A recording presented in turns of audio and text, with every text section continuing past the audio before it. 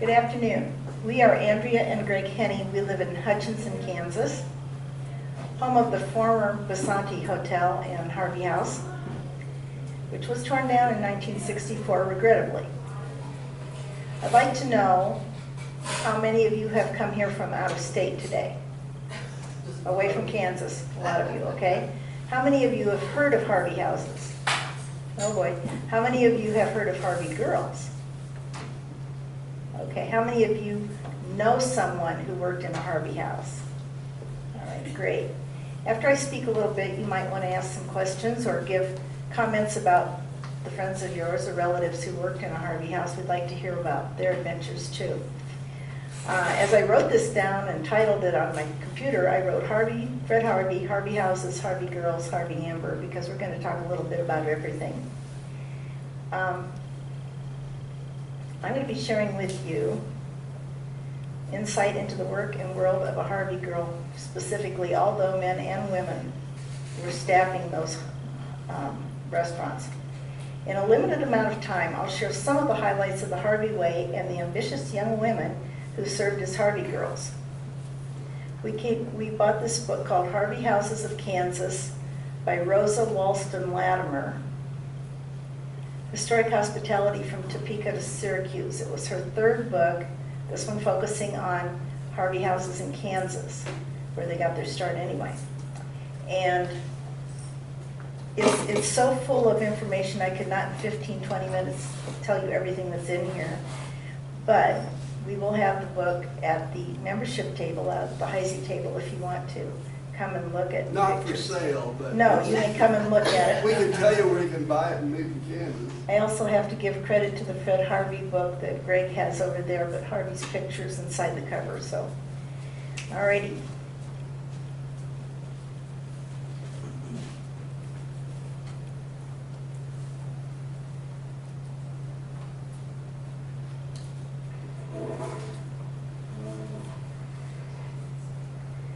Fred Harvey passed away in 1901 in his hometown of Leavenworth. Well, it's not his hometown, but he was living in Leavenworth. They had a huge mansion there, Leavenworth, Kansas.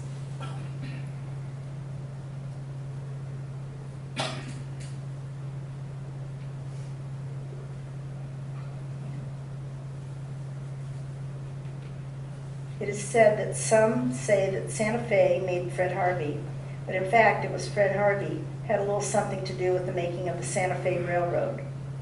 He had a standard of excellence. It's a terrible thing to acquire a Fred Harvey reputation. Where the name Fred Harvey appears, the traveling public expects much. It may be on the desert of Arizona, 100 miles from water, but if it is a Fred Harvey place, you get filtered spring water, ice, fresh fruit, and every other good thing that you can find at the same season in the best places in New York or Chicago.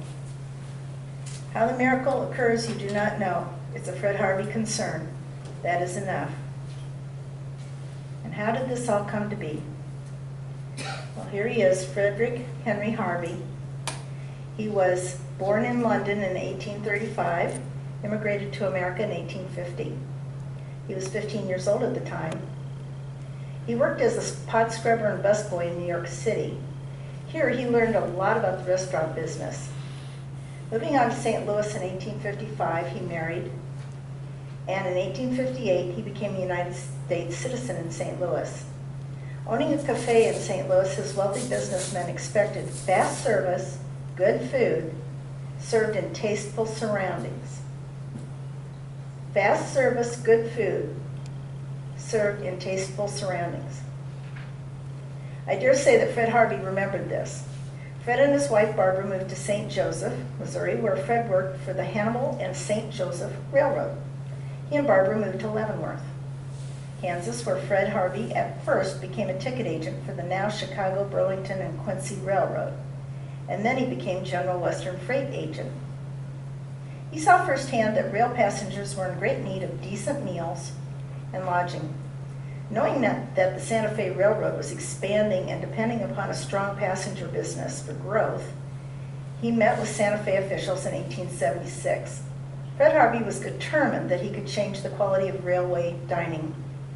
That same year, Harvey opened the first Harvey House in the Topeka Santa Fe Depot station. The success of this venture was immediate and led to the opening of other Harvey House restaurants and later Harvey House hotels along the entire Santa Fe route.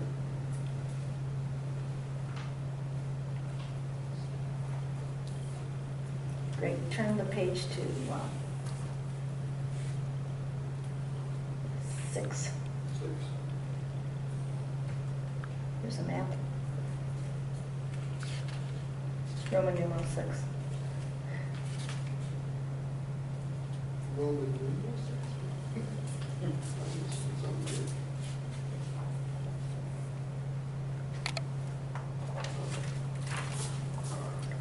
And there you will see the extents of rail routes, and all the little red dots represent Harvey houses and possibly hotels with them. Santa Fe provided the space for dining. Harvey provided the food and service. Now, when I say provided the space for dining, they provided a dining room, a lunchroom with a counter, stools, a storage area, a kitchen, and housing for the young men and women who were working in the Harvey houses. They came at a distance, and they were transferred from Harvey House from state to state. They were transferred a lot, but they were away from home, away from the farm, most of them, and they had a safe place to stay above the Harvey House in dormitories. I want to add here that the second Harvey House to open was in Florence, Kansas. A portion of this building remains and is being used as a museum today. And if you check it out online, there are times when you can actually go and eat there.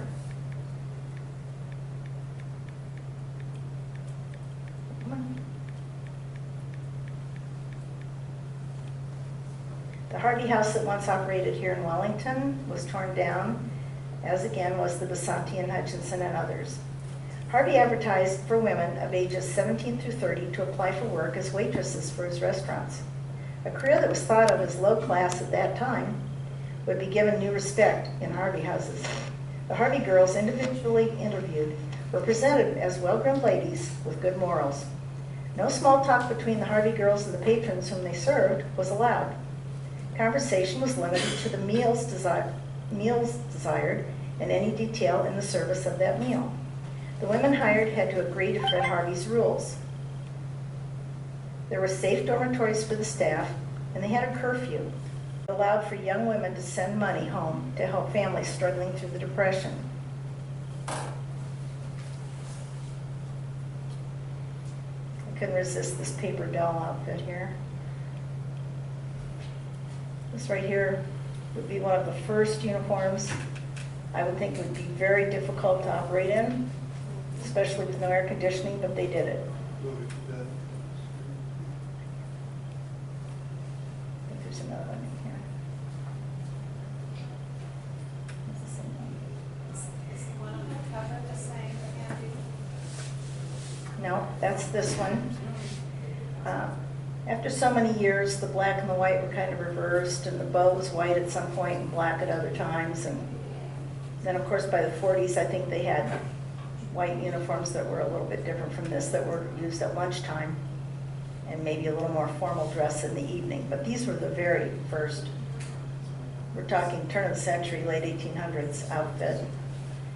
And they had to be pinned on, they had to help one another get those things on. And thanks. To me, I think that would have been exacting enough, but they did it cheerfully. Train conductors would take account of passengers requesting meals at the next stop. So this information was telegraphed to the next train depot, and Harvey House staff would know when to expect the train and the number of persons desiring meals, and maybe even which meals they wanted. They would be ready, trained to serve freshly prepared food efficiently and with a pleasant demeanor. Remember the qualities requested in New York? Any stains on a uniform or tablecloth required an immediate change. As diners had 30 minutes to eat before their train moved on, I would like to share with you the cup code. When diners ordered their beverages, their cups were positioned accordingly. Coffee was indicated by the cup left in the saucer. Milk, the cup was flipped and put next to the saucer. Iced tea, the cup was flipped and leaned against the saucer. And hot tea, the cup was flipped, leaned against the saucer, and then the handle was pointed in one of 3 directions to indicate black, green, or orange peacock tea. So one person was taking the orders and putting the cups in their positions, and the person who came to fill the beverage order knew what to do when they saw the code. Interesting, huh? Elegant setting and table service. Now, Reno County Museum printed off this picture for me. It's just huge, but you can see. Looks like you're going to a fancy dinner, doesn't it? And that's what you had when you were traveling on a Santa Fe line or any railroad where Harvey Houses were. The man was from England. It was elegant. Fred Harvey had his food.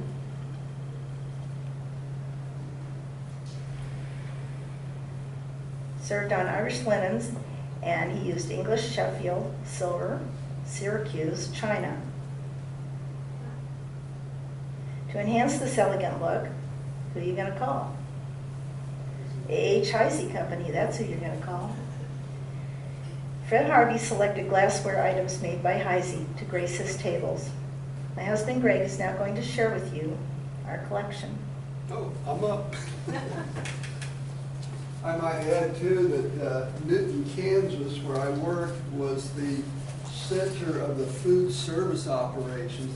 There is a building still in existence on East 1st Street that was the bottling plant. And just a side note for people who collect glass, keep your eyes open, and I don't know where you're going to find them, but there are milk bottles embossed with Fred Harvey, because he had his own dairy. He actually had a franchise with Coca-Cola to bottle Coke. He had area farmers selling in turkeys. And like I say, I kind of got the impression from this book here that he actually owned the dairy that he was getting his milk from. This book is called Fred Harvey, Behind the Scenes at Newton, Florence, and Hutchinson.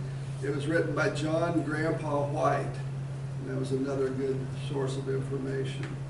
And that's where I found out so many. There's a lot of pictures in here if you want to stop by our booth later to just look at things. And, you know, it's like everything else.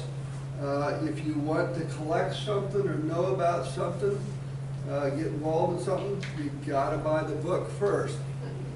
And for the Fred Harvey Amber, I would say this is probably the book, which most of you guys in the Heisey Club already have this book, but this is the first book to have, or the second, you can argue with me, but a Collector's Encyclopedia of Heisey Glass, 1925 to 1938 by Nelia Bredoff, if I'm pronouncing that right. And right in here, she has pictures of the Harvey Amber items. 2 pages here, and there's a description. And one thing that's kind of noted here in the fine print, you know, we have a lot of interest in the Harvey Amber color, but it also mentions in this book and several other places that the crystal was actually used as much as the Harvey Amber color, and probably as hard to find as the Harvey Amber. So what I have here is just a sample of different things that we have in our collection. And I know there's other items out there that are really neat to see. But I'm going to start out here. This is a 337 Terrain.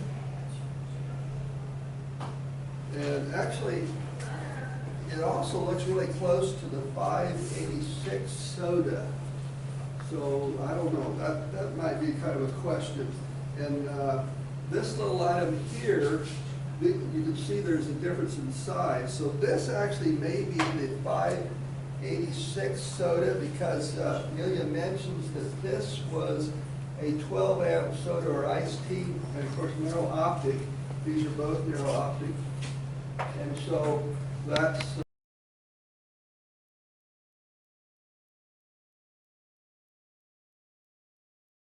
by Harvey and others by the Santa Fe, but they incorporated hotels and even went into the tourist tours and everything.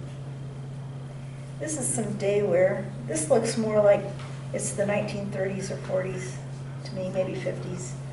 So the uniforms did change a little bit, thankfully. This is the Sequoia Harvey House in Syracuse, Kansas. The buildings varied in architecture, which is awesome. but I think he shipped his meals. You could have probably the same food in any location. I don't think it was necessarily regional food. He was trying to, he had really gourmet food in these places. Any more comments or questions from anybody? One more Well, ma'am. I'll just, Go ahead. We spend a lot of time in Las Vegas, New Mexico, and the Harvey House and Hotel, Yeah, I can't take the name of it. the, I can't even, Yeah. next to their, anyhow, they've got a Fonda. big project going to restore it. It's beautiful Spanish style building. Dodge City still has their Harvey House. I just read an advertisement here recently. But Carroll, I believe, is theirs. Was La Fonda, Let's see, is it Las Vegas, or? No, that's Santa Fe. either Parsons or Chanute? No, it's It's Chanute. Chanute still has theirs. And of course, we're talking combination train station and Harvey House location. It's Mhm. obviously not a Harvey House anymore. But the Safari Museum is in the location where the restaurant was. There we are. This shows all the cities that did have Harvey houses in Kansas. And because this route came right through here, and the first one started here, and the second one started here, and there were so many, I just thought you might be interested in that since you've come to Mhm. Kansas this weekend. Now, the Fort Scott, that route down there, they weren't necessarily called Santa Fe, but they were a subsidiary. They would have, I forget the exact name of the railroad, but it was owned by Santa Fe. But isn't it wonderful that glassware had a part, fine glassware had a part in this whole history of Harvey homes, Harvey houses? Thank you very much. Thank you.